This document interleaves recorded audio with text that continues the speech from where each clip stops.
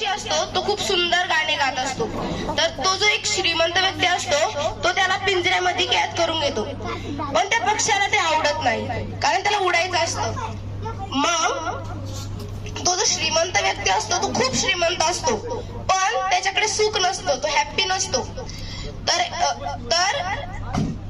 तो जो नाईटलिंग असतो तो बोलतो, मी तुला दोन असे सिक्रेट सांगतो, म्हणजे मी तुला दोन असे सिक्रेट सांगतो जे तू हॅप्पी होऊन जाईल, तुला खुशीचा आहे ना मतलब कळून जाईल.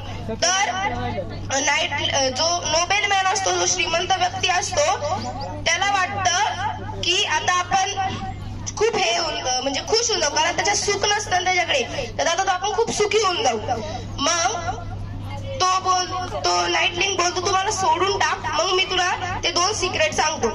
मग काही न विचार करता तो जो नोबेल मॅन असतो तो त्याला सोडून देतो त्या पक्षाला. मग तो बोलतो, सांग ते दोन secret.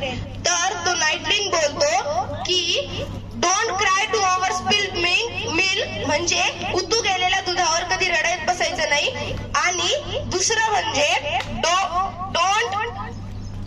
Don't trust to idle word, म्हणजे निरर्थक शब्दांवर विश्वास ठेवायचा नाही.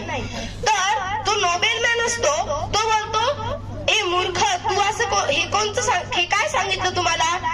तर तो नाईटलिंग बोलतो, अरे तू न विचार करताच मला सोडून दिलं, आणि मी तुला हे दोन वाक्य सांगितले, हे खोटे नाही, हे खरे आहे. तर जो नोबेल मॅन असतो तो बोलतो, त्याच्यात काय सत्य आहे? तर तो जो नाईटलिंग असतो तो बोलतो, माझ्या पंखाखाली खूप रेअर, खूप दुर्मिळ हिरे, डायमंड आहे. तर तो नोबेल मॅन असतो त्याला खूप पछतावा लागतो. तर तो बोलतो, मी काय याच्या खोट्या शब्दांवर विश्वास केला, यांच्या निरर्थक शब्दावर विश्वास केला.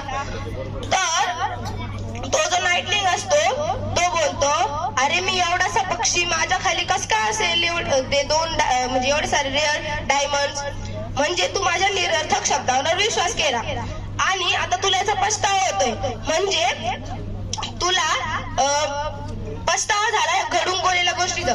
म्हणजे don't cry to over spilled milk, म्हणजे घडून गेलेल्या गोष्टीवर कधी रडत बसायचं नाही. आणि तो पक्षी उडून जातो. थँक्यू.